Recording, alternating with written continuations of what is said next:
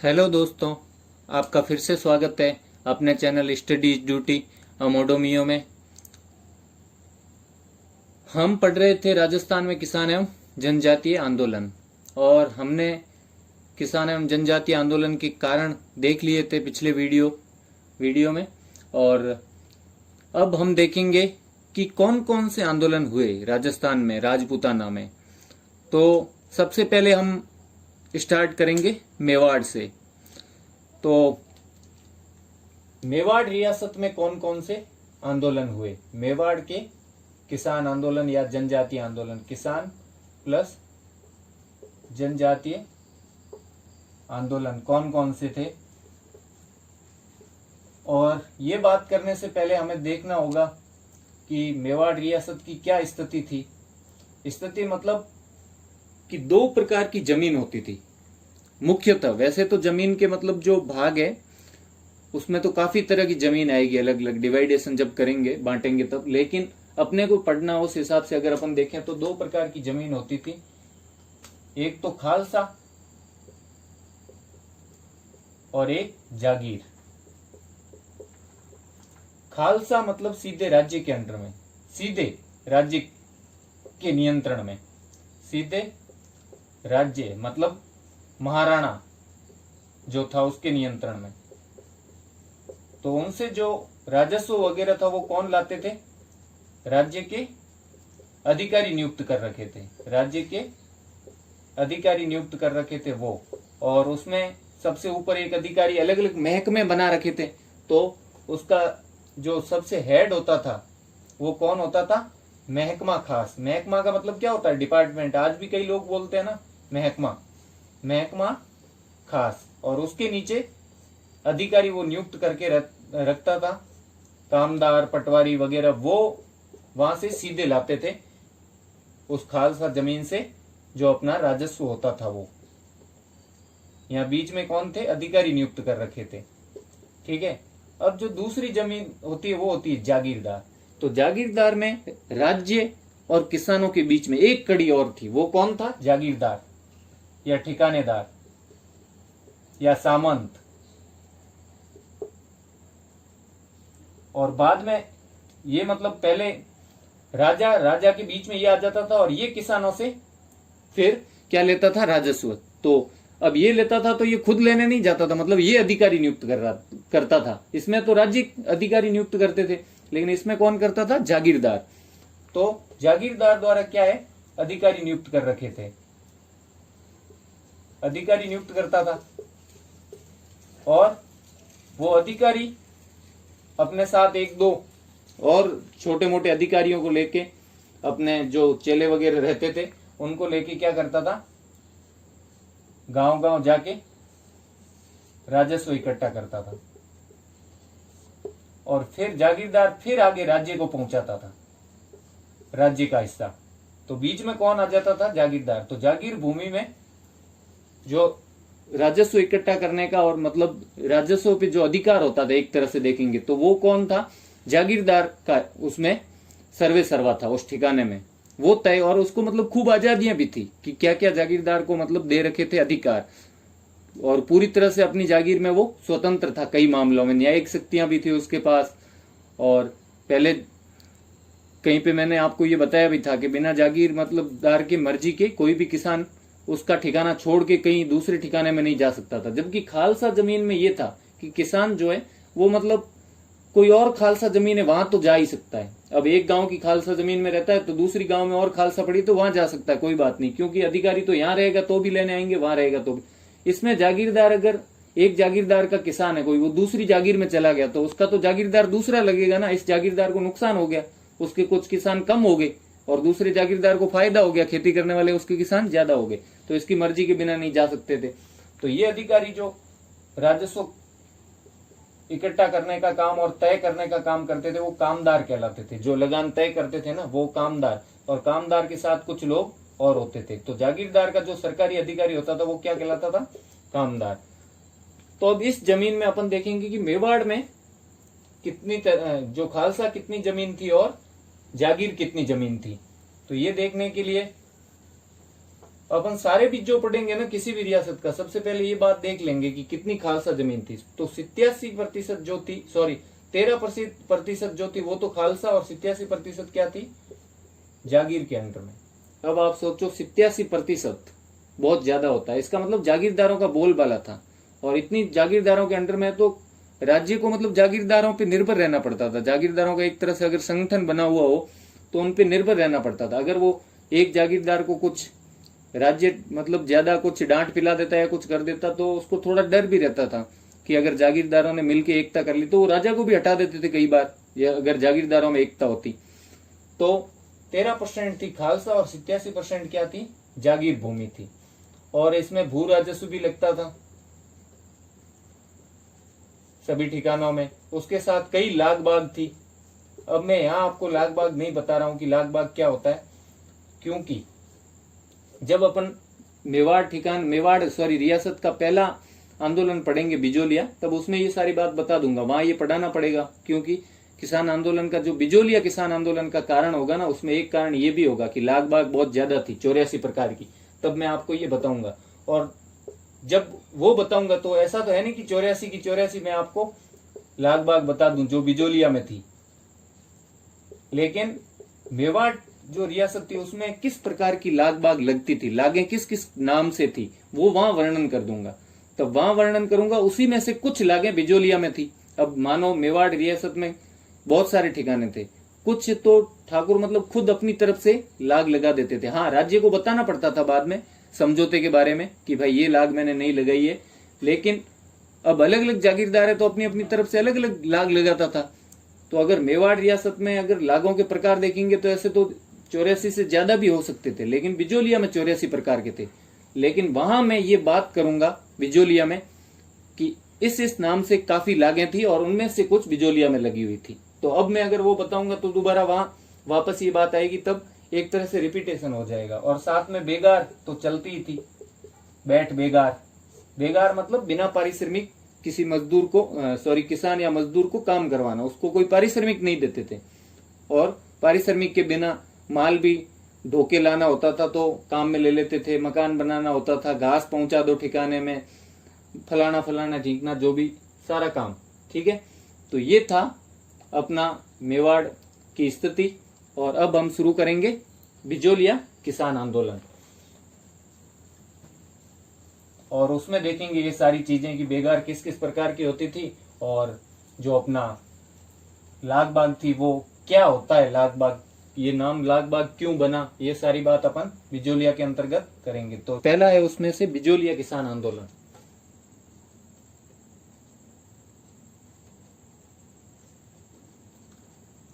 तो सबसे पहले ये देखेंगे कि बिजोलिया है कहाँ, जिसके बारे में पढ़ रहे हैं उस जगह का तो पता होना चाहिए ना कि वो जगह कहाँ पर स्थित है।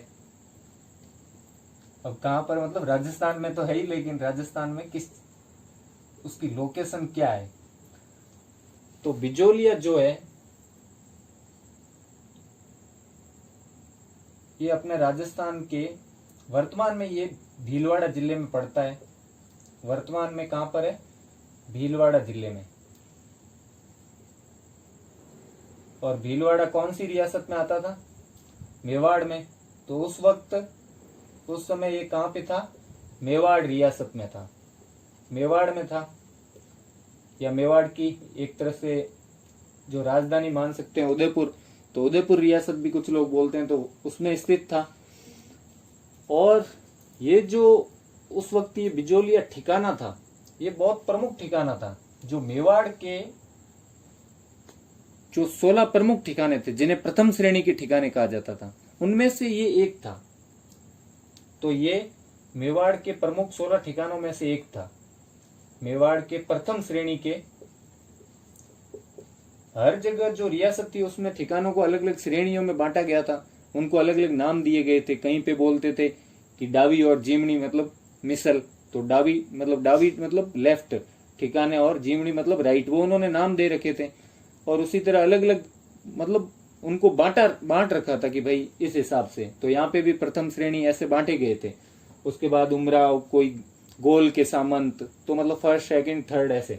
तो प्रथम श्रेणी के 16 ठिकानों में से ये एक था।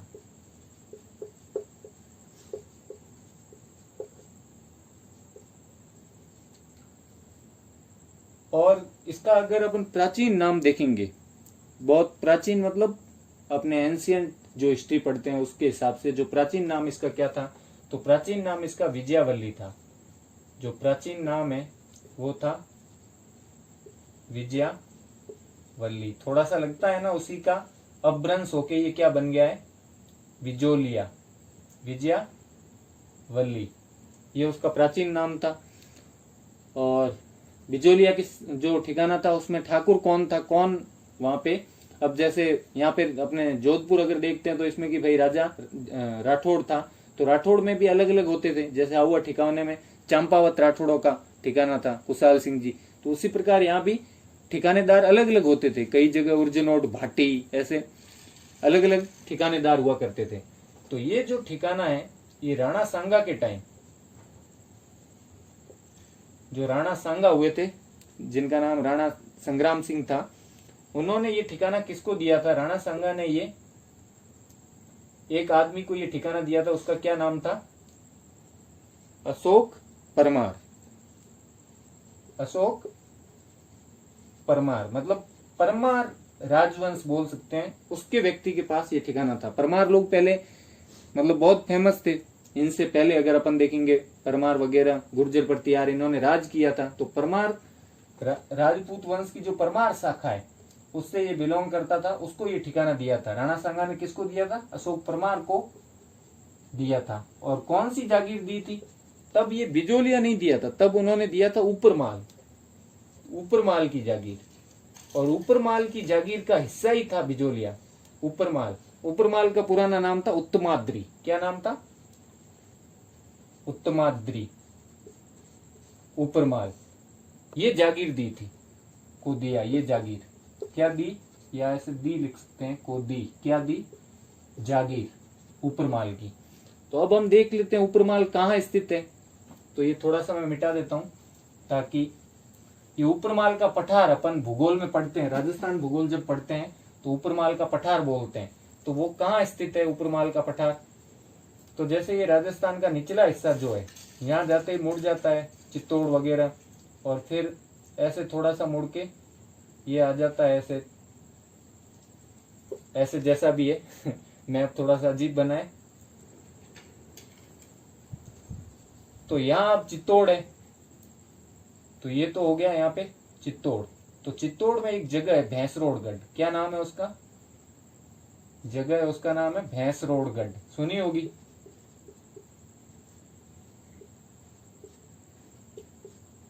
वो यहाँ पे है भैंसरोडगढ़। और चित्तौड़ के पास थोड़ा सा ऊपर ऊपर जाएंगे, इधर भीलवाड़ा जिला पड़ता है। कौन सा, भीलवाड़ा। तो भीलवाड़ा में जगह है, वो है ये बिजोलिया, बिजोलिया ये भीलवाड़ा में पड़ता है, बताया था अभी।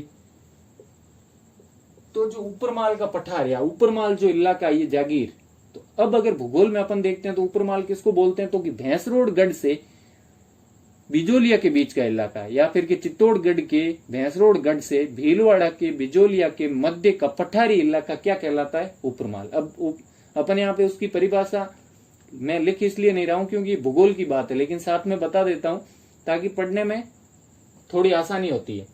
तो अब अपन देखेंगे तो इस चीज को क्या बोलते हैं, ऊपरमाल। ये ऊपरमाल का बताया मैंने, ये पठारी भाग यहां से यहां तक का। तो बाद में क्या हुआ, इस जागीर का जो मुख्यालय था ना, कि भाई ठाकुर कहां बैठता था, फिर बिजोलिया में बैठने लग गया, उसका मुख्यालय बन गया। तो ऊपरमाल का धीरे धीरे जो ऊपरमाल की जागीर इसको मिली, तो इसके वंशज उस पर, अशोक परमार के वंशज धीरे धीरे इसको ठिकाना ये मिलता था। ऐसा जरूरी नहीं है कि उन्हीं को मिलता गया, चेंज भी हो सकता था, आगे चेंज भी हुआ होगा, लेकिन जो उनका मुख्यालय था वो ये बन गया था। ऊपरमाल की जागीर का मुख्यालय कौन बन गया था, बिजोलिया। तो अब इसके पास कौन कौन सी जगहें पड़ती थी अपन अगर देखेंगे तो इधर तो पड़ जाता है कोटा बूंदी, तो ये बहुत इंपॉर्टेंट था। मतलब ये जो बिजोलिया इलाका है ना, बिजोलिया ठिकाना, ये बहुत इंपॉर्टेंट था क्योंकि इसके इस तरफ कौन पड़ जाता है, कोटा और बूंदी, कोटा और बूंदी। और अगर ऐसे देखेंगे कि पास में स्टेट वाला कौन सा पड़ता था, तो ग्वालियर पड़ जाता था। ग्वालियर उस वक्त एक तरह से स्टेट था, प्रिंसली स्टेट, तो इधर ग्वालियर पड़ जाता था। और आसपास अगर इधर देखेंगे, इस साइड और इस साइड, तो यहाँ पे मेवाड़ के ही कुछ इलाके पड़ते थे, मेवाड़ रियासत के। तो इस हिसाब से इसकी मतलब जो किसान थे वो मतलब आसानी से वैसे तो मैंने बताया था कि जागीरदार की बिना परमिशन किसान मतलब विस्थापित नहीं हो सकता, एक जगह से दूसरी जगह नहीं जा सकता, लेकिन वो कम से कम आजाद तो थे कि दूसरी रियासतें बहुत नजदीक थी, कोटा बूंदी भी, और इधर देखें तो ग्वालियर भी। तो ये इसकी इंपॉर्टेंस थी ऊपरमाल की। क्या इंपॉर्टेंस थी ऊपरमाल की, या फिर बोल सकते हैं बिजोलिया की, क्योंकि मुख्यालय तो वही था। तो बिजोलिया की खास चीज क्या थी कि इसके आसपास कोटा, बूंदी, ग्वालियर ये स्टेट भी लगते थे, तब ये स्टेट ही थे एक तरह से, आसपास थे, तो किसान उनमें आसानी से आ जा सकता था। और अब अशोक परमार कहाँ का था ये देख लेते हैं, साथ ही साथ क्वेश्चन ऐसा पूछ सकते हैं। तो अशोक परमार जो था वो भरतपुर का था, और उसने राणा सांगा की एक लड़ाई हुई थी, खानवा का युद्ध, अगर हिस्ट्री पढ़ी होगी किसने पहले से, तो उस खानवा की युद्ध में इसने भाग लिया था। राणा सांगा के युद्ध के लिए बहुत सारे राजाओं को आमंत्रित किया गया था, तो कई जगह से कई ऐसे लोग थे जो मतलब किसी राजा के लिए लड़ना चाहते थे, उनके इनाम में उनको पता है कुछ मिलेगा, ठिकाना वगैरह। तो अशोक परमार भी कहाँ का था, भरतपुर का। और भरतपुर में एक जगह पड़ती है, वहां का था ये, जगनेर।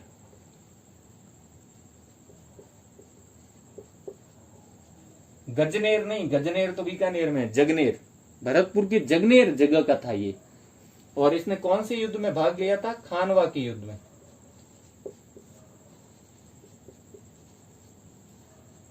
खानवा के युद्ध में इसने भाग लिया था, इसलिए उसके बदले में ये ऊपरमाल की जागीर मिली, और उसका ऊपरमाल का मुख्यालय क्या था, बिजोलिया। तो ये तो चीज होगी अपनी इस बिजोलिया ठिकाने के बारे में कुछ जानकारियां। अब हम देखेंगे कि वहां किसान आंदोलन क्यों हुआ, ये देखेंगे। तो उसके कारण तो लगभग तो अपन पहले जो सब किसान आंदोलनों के कारण थे वो तो कॉमनली तो थे ही, कुछ जो स्पेसिफिक कारण थे जो सिर्फ इस ठिकाने में ही थे, कुछ ऐसी प्रताड़नाएं या परेशानियां थी जो केवल इस ठिकाने में थी। हाँ, इससे पहले एक चीज और जान लेते हैं कि बिजोलिया में जो जनता रहती थी वो कितनी थी, कितना बड़ा इलाका था। ऐसा बताते हैं कि 100 स्क्वायर माइल इलाका था, ये वर्ग मील इलाका था। और उस इलाके में 1931 की जनसंख्या के अनुसार, 1921 में अलग थी, लेकिन 1931 में क्या हुआ था, पहली बार जनगणना हुई थी, इसलिए उस वक्त इसमें लगभग 15,000 लोग थे। और उन 15,000 में से जो 10,000 थे वो क्या थे, 15,000 लोग थे, ये जनसंख्या है 1931 में, 1931 में। और उनमें से 10,000 किसान ही थे, केवल 10,000 किसान थे। और उन किसानों में से भी ज्यादा कौन सी जाति के थे, धाकड़ जाति के, लगभग 6,000, मतलब 60%। 60% कौन सी जाति थी, धाकड़ जाति के किसान थे। आज भी है धाकड़ जाति, धाकड़ जाति के किसान थे। अब देख लेते हैं आगे की चीजें कि क्यों हुआ इसमें, ठीक है।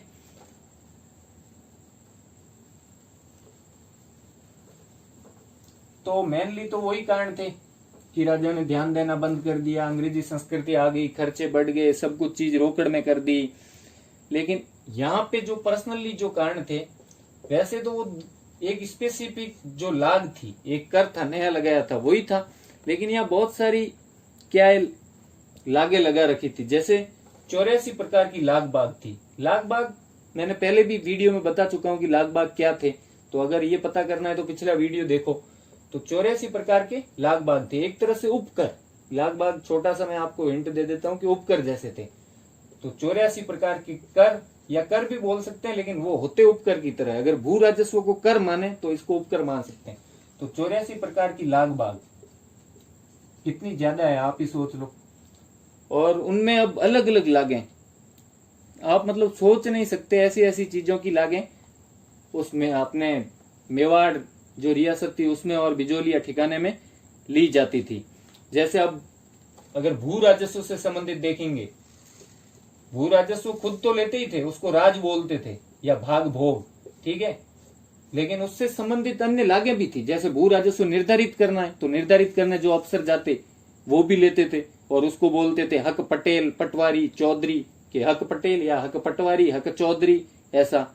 अब भोग लाग थी, वो भी जब उसका वो लाटा कूता पद्धति से अनाज अलग करते थे किसान का कि भाई हाँ ये इतना हमारे को भू राजस्व देना पड़ेगा, तो उसमें जो मेहनत लगती थी उसको भी भोग लाग। भोग लाग मतलब क्या है? राजस्व निर्धारित करने में जो खर्च आया, राजस्व निर्धारित करने में। वैसे ही लाग बाग में सब अलग से एक वीडियो बना दूंगा, लेकिन जल्दी जल्दी बता देता हूं। करने में जो खर्च आया, लिखता नहीं हूं और सीधा बता देता हूं आपको। जो खर्च आया उसको भोग लाग बोलते थे। उसके अलावा तुलाई मतलब तोलने की, कि भाई इतना अनाज तोलना। परखाई मतलब परखने की। और हक पटेल, पटवारी ये बता दिया। और दूसरा अपना और सोच सकते हैं, हाँ फाड़िया। फाड़िया है तो फाड़िया भी एक तरह की लाग थी, जो किस प्रकार की थी कि जो अनाज उससे लिया है राजस्व में, उसको बांधने के लिए कपड़ा चाहिए ना, तो उस कपड़े की भी लाग लेते थे। उसके बदले भी अन्न लेते थे कि थोड़ा अन्न और दो। मतलब उनकी नीति ऐसी, अपन बोल सकते हैं मारवाड़ी में नीति मर गई थी उनकी ठिकानेदारों की। मतलब हर आधे से ज्यादा वो देखते ना अनाज, हाँ ये सारा ले जाना है, तो ऐसे करते, हाँ भाई पहले तो भोग लाग दे दे, भाई पहले तो राजस्व ले लिया। जैसे ये पूरा अनाज है तो इतना तो राजस्व रखते थे, लगभग हाफ से भी ज्यादा या हाफ, ये राजस्व ले लिया। अब बेचारे किसान के पास इतना बचा तो भोग लाग दे दो, ये इतना और गया। अब तुलाई दे दो, ये और गया। अब भाई तुलाई होगी तो परखाई दे दो। अब हक पटेल जी का दे दो, हक पटवारी जी का दे दो। और फिर अब देखते हैं अब किसका बच गया है कि हाँ अब फाड़िया, कपड़ा बांधने का दे दो। हाँ अब तो, और उसमें भी ऐसे लेते लेते बेचारे के पास मुश्किल से 6-7% अनाज उसके पास बच जाता था। तो फाड़िया कौन सा था? फाड़िया मतलब फाड़ना, इससे अंदाजा लगा दो। फाड़िया कपड़ा जिसमें बांधकर अनाज ले जाते थे, उसके लिए भी लेते थे। और अब खेती से, ये तो होगी भू राजस्व से संबंधित, तो खेती से संबंधित भी लाग बाग थी।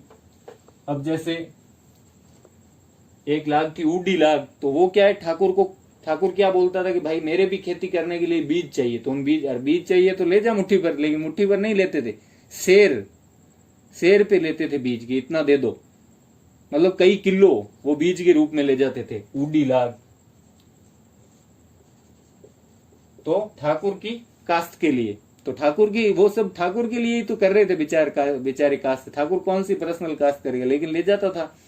और उसी प्रकार जो व्यवसायिक फसलें थी, ये तो खेती पर हो गई एक तरह से। हल लाग, हल चलाने की लाग, ये भी एक खेती से संबंधित हो गई। और ऐसी तो आप सोच नहीं सकते इतनी सारी लाग थी। तब लगता है कि हाँ सामंतवाद कितना बुरा था एक हिसाब से तो।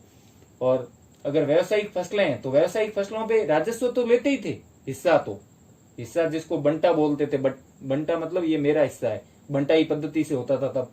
तो व्यवसायिक फसलों पे अलग से उपकर भी लेते थे, उनके ऊपर एक तरह से सेस की तरह, जैसे टैक्स के ऊपर सेस लगता है वैसे, तो व्यवसायिक फसलों के ऊपर उपकर भी लेते थे। उसके अलावा अगर नहर की भूमि है, वो खेती कर रहे हैं नहर की भूमि वालों में, तो उसमें भी क्या होता था, नहर की भूमि वाले में नाल बट। वैसे ये वर्ड जब आप पढ़ोगे, लॉ, जो आरएस वगैरह की तैयारी करते हैं, लॉ वाला पढ़ते हैं, उसमें ये शब्द आता है।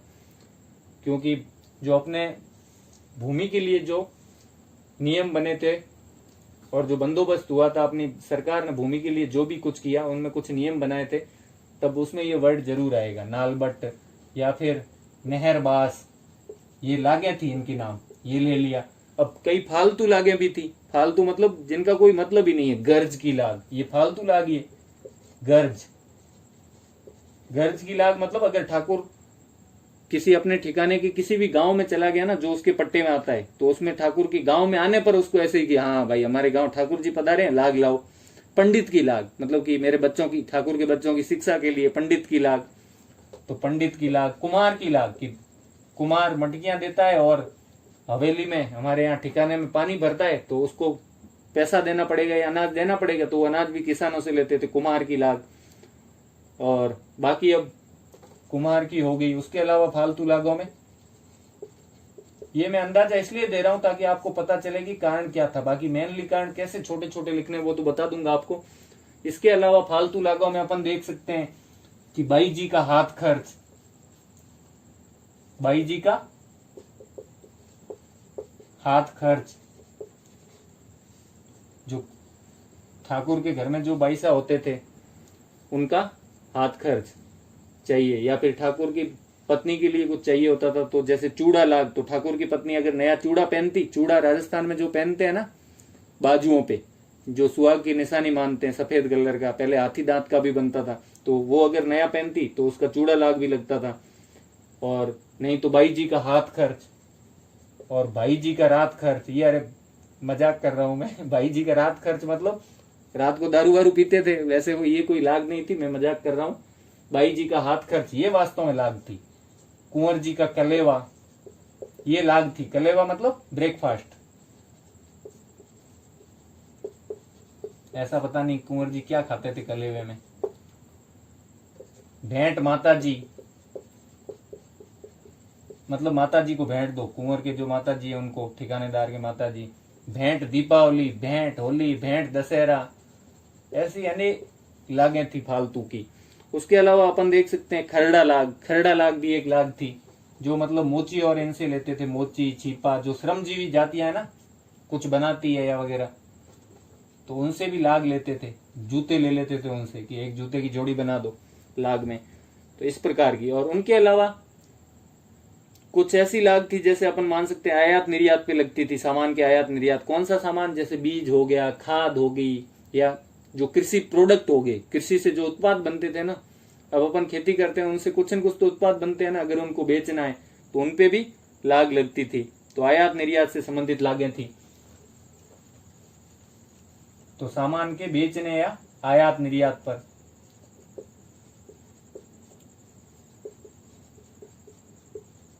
बारूता, बारूता लाग, मापा, उसमें कौन सी मान सकते हैं आयात निर्यात के लिए, मापा, ये एक तरह से कस्टम ड्यूटी जैसी थी।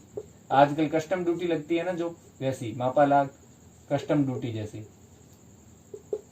और उसके अलावा अरट लाग और बहुत सारी थी, अब ऐसे तो दिमाग में याद भी नहीं आएगी। जकात लाग, अरट लाग, बारूता लाग, और इनके भी आयात निर्यात वालों के अलग अलग रियासत में अलग अलग नाम थे, किसी में शायर था, किसी में कुछ था, ऐसे।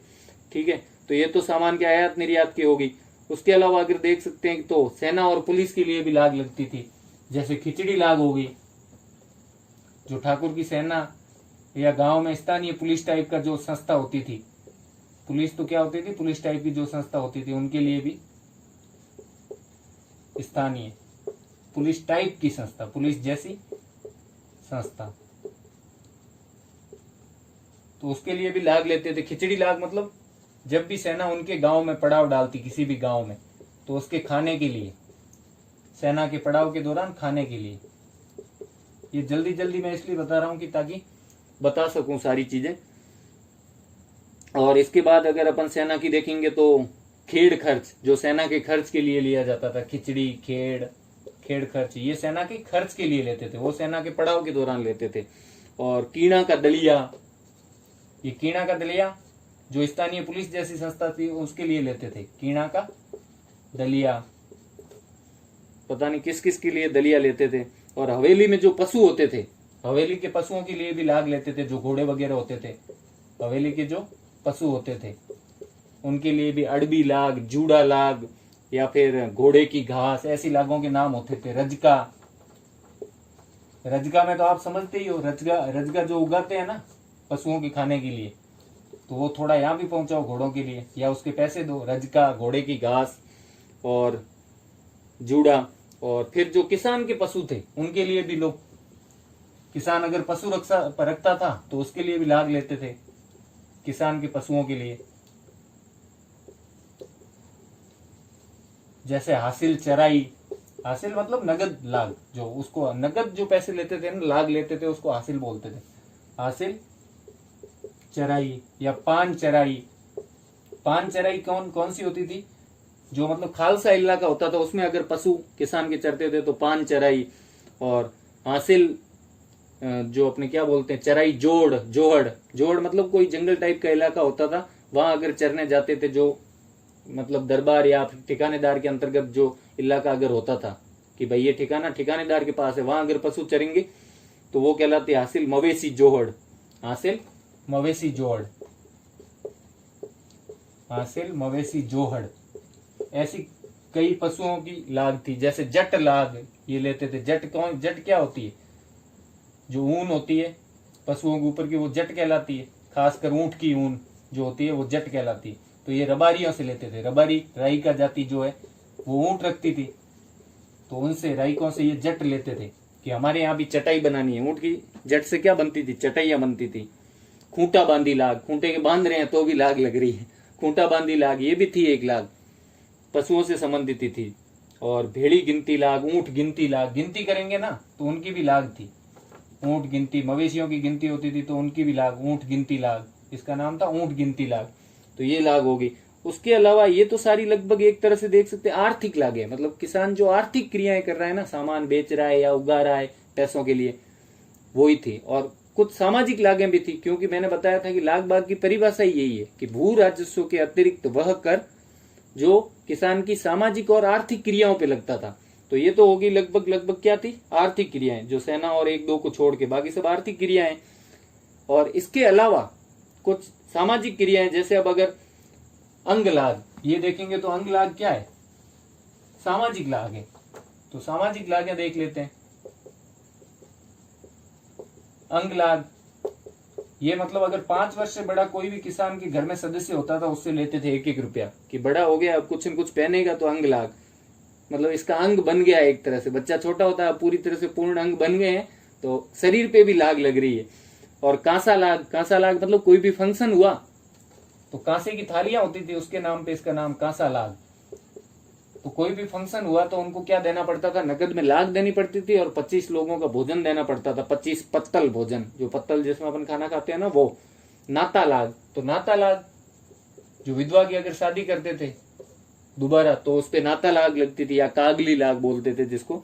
मायरा लाग, मायरा मतलब जब कोई शादी होती है किसी घर में बेटी की तो उसके ननियाल वाले मायरा लेके आते, तो उस मायरे का भी कुछ हिस्सा ठिकानेदार को देना पड़ता था। तो ये मायरा लाग होगी। माचा लाग, माचा मतलब क्या होती है? चारपाई। बकरा लाग, ठाकुर अपने बकरी खाने के लिए जो लेता था उसमें बकरा मंगाता था, या फिर उसके लिए पैसे मंगाता था बकरे के लिए कि भाई पहुंचाओ। नूत बराड़ ये भी एक लाग थी, नूत बराड़, इसका नाम जान लो। बराड़ मतलब पैसे इकट्ठे करना, आजकल अपने गांव में बोलते हैं ना बिराड़ करनी है, बिराड़ वही बराड़ है, ये पैसे इकट्ठा करना। तो नूत बराड़ मतलब कोई न्योत वगैरह किसी ठाकुर या चौधरी या पटवारी, पटेल, चौधरी, इनके घर में इनके बच्चों की शादी, अगर बेटे बेटे की शादी होती थी ना तो न्योता, एक तरह से न्योता देते थे, तो उनकी लाग भी बेचारे किसानों से वसूलते थे। इतनी सारी लागें थी। डंका लाग, क्या क्या नाम थे अपन सोच भी नहीं सकते, इतनी सारी लागें। इसी कारण तो लिखा है कि 84 प्रकार की लागें उस वक्त लागू थी। तो ये तो होगी सारी चीजें अपनी लाग के लिए। उसके अलावा बाग मतलब बेगार वगैरह भी अपन साथ में देख सकते हैं कि बेगार मतलब हर चीज के लिए बेगार। किस किस के लिए? ठाकुर के लिए कोई मकान बन रहा है तो किसान को बुलाओ, उसका उपयोग लो। किसान के पशुओं का सामान पहुंचाने के लिए उपयोग लेते थे, उनपे सामान लाद देते थे। यहाँ तक कि किसान खुद पे भी सामान लाद देते थे और कि फलानी जगह पहुंचा, तो सामान भार उठाने की बेगार करवाते थे, या भार उठाना पशु पे या खुद पे, पशु या स्वयं। दूसरा अपन देख सकते हैं घास मंगाते थे, वो अपने लिए घास काटता तो ठिकाने में भी मंगा देते थे कि पहुंचा दे। और ईंधन, ईंधन मतलब कौन सा ईंधन? लकड़ियां, तब लकड़ियों पर होती थी रोटी वगैरह, तो ईंधन भी मंगा लेते थे। ये भी एक तरह की बेगारी तो हुई। और उसका जो अगर कोई साधन होता था गाड़ी वगैरह तो वो भी मंगा देते थे। और साथ में अगर साधन है और उसके ठिकाने में से चलेगा तो चीला लाग भी लगती थी। तो ये सारी बेगार करवाते। इसके अलावा जिस काम में अगर कोई अंग्रेज अफसर आ गया, गांव से कुछ लोगों को बुला लिया, बेगार करवा दी, या गांव के पशु बुला लिए, भैंसे वगैरह, सामान वगैरह इधर उधर ले जाने के लिए, तो ये बेगार करवा दी। तो बेगार भी एक कारण था लाग के साथ साथ। 84 प्रकार की लाग बाग, पहला तो ये कारण था। दूसरा था बेगार, यही लिखा हुआ है तो इसी को जान लेते हैं। दूसरा कारण क्या था? बेगार। फर्स्ट था 84 प्रकार के लाख बाग। तीसरा कि जो भू राजस्व की पद्धति थी लाटा कुंता, ये भू राजस्व निर्धारित करने की पद्धति है लाटा कुंता। भू राजस्व निर्धारित करने की पद्धति, जो किसान फैमिली से या किसान बैकग्राउंड से है, जिनके खेत वगैरह, तो वो समझते होंगे थोड़ा बहुत कि लाटा क्या होता है, करने की पद्धति।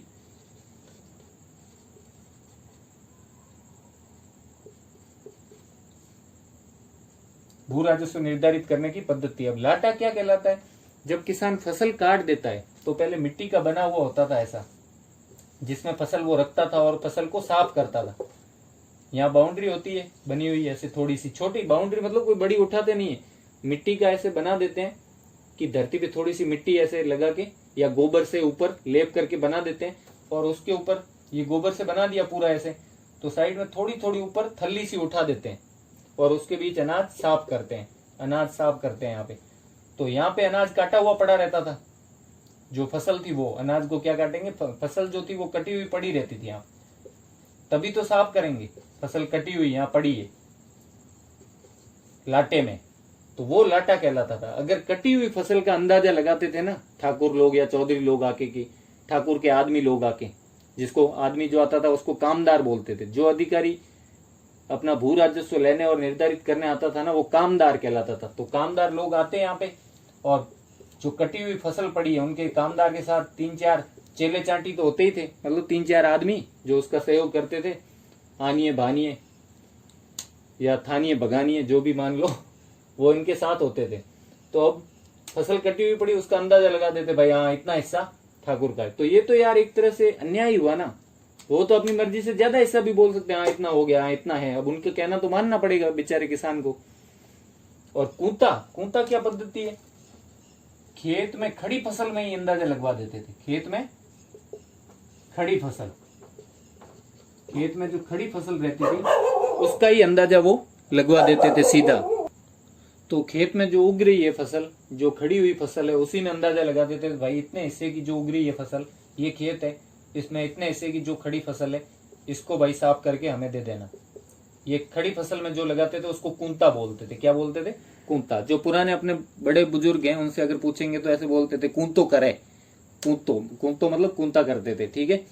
तो एक तरह से कूंता का अर्थ होता था अनुमान, वो भी कैसा? अधिकतम अनुमान अपन बोल सकते हैं। तो मारवाड़ी में शब्द भी होता है, ऐसे बोलते हैं कई लोग, अरे इसमें कितना कूंता है। अब पूरे मारवाड़ी लैंग्वेज में ही बोलते हैं वो, लेकिन उस कूंते का मतलब क्या होता है, इसमें कितनी एक तरह से क्षमता है। तो अधिकतम कितनी क्षमता है, अधिकतम अनुमान ही हुआ ना एक तरह से, कि इसमें वो बात नहीं है, इसमें वो कूंता नहीं है, तो वो कूंता। तो खेत में खड़ी हुई फसल का भी अधिकतम अनुमान लगा देते थे, वो कूंता कहलाता था। तो 3 कारण ये हो गए। अब चौथा कारण है, एक कर लगा दिया था। एक ठाकुर था वहां पे जो उस वक्त, उसने एक कर लगाया जिसका नाम था चौरी कर। चौरी कर लगा दिया था। और ये चौरी कर क्या था, तो पहले सारा ही जान लेते थे, इसमें जान लेते हैं, क्योंकि ये चौथे कारण में ही अपने को इसका लिखना है। तो चौरी कर किसने लगाया था? ये 1903 में लगाया था। कृष्ण सिंह नाम का वहां ठाकुर था। किसने लगाया था? कृष्ण सिंह ने, 1903 में। इससे पहले एक ठाकुर था गोविंद दास करके, या गोविंद सिंह, गोविंद दास करके ठाकुर था। उसकी मृत्यु हो गई तो बाद में कृष्ण सिंह बन गया। तो कृष्ण सिंह के बनने पर उसने एक कर लगा दिया। वैसे तो कई कर पहले से लग रखे थे, जैसे सिंगोटी कर। सिंगोटी कर किस पे लगता था? जो सींग वाले पशु होते थे उन पर सिंगोटी कर लगता था। तो ऐसे कई कर तो लगा रखे थे जो मैंने अभी बात की थी जिनके बारे में। तो वो सारे कर जो बताए थे वो 84 तो हो ही जाएंगे, ऐसे कुछ कर मिला के। या फिर जो बताए थे वो मेवाड़ के थे, तो उनमें से कुछ कर इस ठिकाने में भी लागू थे, लेकिन 84 है तो बहुत सारे थे वो। तो सिंगोटी और ऐसे कुछ फालतू के कर तो वो भुगत ही रहे थे कि भाई सींग वाला कोई पशु है तो उसका कर दो। इसके अलावा चौरी कर, ये बहुत आपको अजीब लगेगा कि अगर कोई किसान अपनी बेटी की शादी करेगा, अपनी बेटी की शादी करेगा, तब उसे कितना कर देना पड़ेगा? शादी के समय 5 रुपए कर देना पड़ेगा। अब कई लेखक इसको 13 रुपए भी लिखते हैं। तो हो सकता है उस वक्त ऐसा रहा हो 5 से 13 कि भाई उनकी हैसियत के अनुसार, या फिर कुछ लोगों से 5 रहा होगा, कुछ से 13, लेकिन अपने को 5 रुपए याद रखना है, ठीक है। 5 रुपए कर लेता था लड़की की शादी पे, अपनी बेटी की। तो ये थोड़ा सा किसानों को अजीब लगा कि यार ये कैसा कर हो गया, पहले से हम बहुत सारे भुगत रहे हैं, एक ऊपर से और लगा दिया। तो ये लगाया था उसने। और 5वां कारण था तलवार बंधाई, तलवार बंधाई और प्लस घुड़पड़ी, घुड़पड़ी लाग, एक लाग ये लगी हुई थी साथ में ही, ये नहीं लगाई एक लाग। किसने? ये दोनों लगाई थी पृथ्वी सिंह नाम के ठाकुर ने। किसने लगाई थी? पृथ्वी सिंह नाम के ठाकुर ने। अब कुछ बोलते हैं कि पृथ्वी सिंह जो था ना, ये बाहर का था, वैसे भरतपुर का था, कामा का, क्योंकि ये ठिकाना ही भरतपुर वाले को दिया गया था पहले शुरुआत में, उसी ने ये ठिकाना एक तरह से स्थापित किया, अशोक परमार ने। तो फिर पृथ्वी सिंह ये कहाँ का था? कामा, भरतपुर का। तो इस मैंने बताया था कि बीच में कुछ राजा ने अपनी तरफ से बनाए होंगे कि नहीं भाई ठिकाना ये हटा के, उसके वंशज से हटा के किसी और को दे दिया होगा, लेकिन ये वापस कहाँ वाला आ गया? कामा, भरतपुर का। तो इसको वहां की जनता से कम लगाव था। बाकी बिजोलिया जो पहले था, इसके बाद अपन बात करेंगे कि पहले क्या स्थिति थी, वो उसके बारे में बात करेंगे। और बाद में ये कर लगाए तब तो उनको गुस्सा ही आएगा। अगर पहले से ऐसी स्थिति होती तो शायद किसान जागृत होते नहीं होते, लेकिन पहले, थोड़े से पहले के जमाने में देखेंगे तब किसानों की स्थिति थोड़ी ठीक थी, ज्यादा तो नहीं फिर भी थोड़ी थी। तो ये कामा भरतपुर का की स्थानीय नहीं था, इसलिए किसानों की समस्याओं से उसको कोई हमदर्दी भी नहीं थी, कोई मतलब भी नहीं था। इस कारण उसने ये कर लगा दिया। तलवार बंधाई वास्तव में क्या होता था? ये एक उत्तराधिकार शुल्क था। क्या था? उत्तराधिकार शुल्क। जब कोई ठिकाने में नया ठाकुर बनता था, अब कृष्ण सिंह के बाद कौन बना? पृथ्वी सिंह। तो ये नया ठाकुर बना, तो इसको कौन सा देना पड़ा कर? तलवार बंधाई। किसको देना पड़ा? महाराणा को, दरबार को। तो ये उत्तराधिकार शुल्क था कि भाई कृष्ण सिंह के बाद अब तू उत्तराधिकारी एक तरह से बना है इस ठिकाने का, तो तेरे को शुल्क जमा कराना पड़ेगा। किसको? महाराणा को। तो ये वो शुल्क था जो उत्तराधिकार ग्रहण करते समय महाराणा को देना पड़ता था, या राज्य को प्रदान करना पड़ता था। किसको? ठाकुर को। वास्तव में ये देना किसको होता था? ठाकुर को। पहले तो ठाकुर द्वारा ये दिया जाता था, लेकिन ठाकुर को उसमें भी जोर आया कि नहीं भाई यार, ये भी किसानों से ले लो ना तो अच्छा रहेगा, ताकि मुझे पैसे नहीं देने पड़े। तो उसने क्या किया? तलवार बंधाई नाम से एक लाग लगा दी जनता पर, और जनता से ये लेने लग गया, मतलब जनता पर इसको लगा दिया। वास्तव में तो ये सामंत द्वारा या ठाकुर द्वारा राजा को दिया जाने वाला शुल्क था, लेकिन उसने इसे, पृथ्वी सिंह ने क्या किया? जनता पर आरोपित कर दिया। इससे जनता दुखी होगी। साथ में एक घुड़पड़ी नाम की भी लाग लगा दी। तो इस तरह उनको थोड़ा बहुत ज्यादा दुख इस बात का था कि लागे तो लाग बात जो वो बढ़ती जा रही है, और पहले से हम बहुत दबाए गए, हमारे पास कुछ नहीं बचता है लास्ट में, और हमें साहूकार से पैसे लेने पड़ते हैं अपना जीवन चलाने के लिए। ऊपर से ये नई नई लागे लगा रहे हैं, और ये तो शुल्क पहले ठाकुर खुद देता था अपने, क्योंकि इतनी सारी लागे ले रहा है तो उनमें से दे सकता है ये, लेकिन नई लाग लगा दी। और वैसे कुछ समय बाद ये पृथ्वी सिंह भी मर गया, और इसका बेटा नाबालिग था, केसर सिंह। तो उसके बाद नाबालिग जब था तो ये सीधा राज्य के अंडर में आने लग गया था ठिकाना। तो पहले क्या स्थिति थी वो देख लेते। पहले क्या, ये बिजोलिया जो था ना, ये मैंने बताया था एक बहुत, इसकी जो लोकेशन थी वो खास थी कि कोटा, बूंदी, ग्वालियर पास में पड़ते थे। ये मराठों का टारगेट रहता था, मराठाओं का। और जब मराठा आक्रमण करते तो बेचारे किसानों की जिंदगी भी अस्त व्यस्त रहती थी कि आए दिन आक्रमण होते रहते थे। लेकिन किसान उस जो यहाँ का ठाकुर था उसको सपोर्ट करते थे। ठाकुर के पास अगर सेना कम हो जाती, पैसे कम पड़ जाते, तो बिना कोई लाग के या बिना कोई कर वगैरह के फिर भी पैसे देते थे, इसको सपोर्ट करते। मतलब ठाकुर और किसान एक दूसरे के पूरक बने हुए थे, एक दूसरे में सामंजस्य बिठा के चलते थे, और उनकी बनी रहती थी, तभी तो वो अपनी इच्छा से सहायता देंगे, नहीं तो वहां रहना कौन चाहेगा कि इस ठिकाने में। लेकिन फिर भी वो किसान उसकी हेल्प करते थे। क्यों? मराठाओं के आक्रमण के कारण इन दोनों में, इनके आक्रमणों के कारण इन दोनों में क्या बना हुआ था? सामंजस्य था। लेकिन वो तो पृथ्वी सिंह और कृष्ण सिंह इन्होंने तोड़ दिया एक तरह से। लेकिन कृष्ण सिंह पर तो फिर भी दबाव बना था, किसान बाहर चले गए इसलिए दबाव बना, तो उसने हटा लिया था। ये पृथ्वी सिंह तो बाद में मर गया। तो ये स्थिति थी पहले। और बाद में इतनी सारी लागें, बेगार और तलवार बंधाई, चौरी कर और ये इतनी सारी चीजें जब लगी उनपे और लाटा कूदा पद्धति से लेना भू राजस्व, तो उन्होंने क्या किया, बिजोलिया किसोन आंदोलन शुरू हो गया। और इसके 3 चरण होते हैं, तो अपन 3 चरणों में इसको पूरा पढ़ेंगे। तो प्रथम चरण देखते हैं अपन।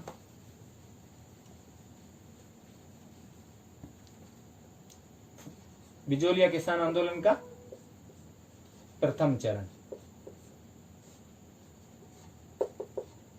तो जब ये कृष्ण सिंह 1903 में लगाता है, तब भी उसका विरोध होता है, और पृथ्वी सिंह के टाइम भी। तो प्रथम चरण के टाइम में ये 2 ठाकुर यहाँ पे होते हैं, कृष्ण सिंह और पृथ्वी सिंह।